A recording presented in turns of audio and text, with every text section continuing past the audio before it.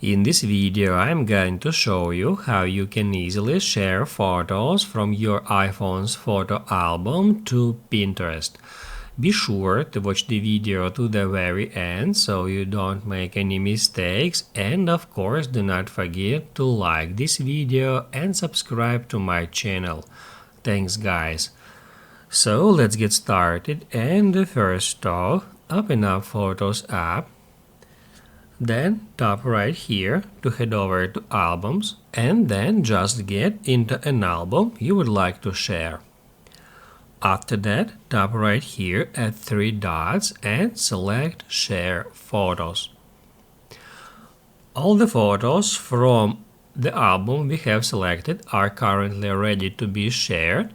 However, if you don't want to share some of them, you can simply uncheck mark them in that way. After that, scroll down, and then we need to search for a Pinterest icon among these app icons.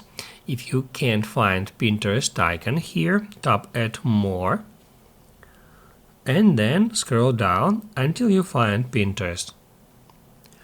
After that, you will be taken to the Pinterest app where you need to choose a destination. It means the album on Pinterest.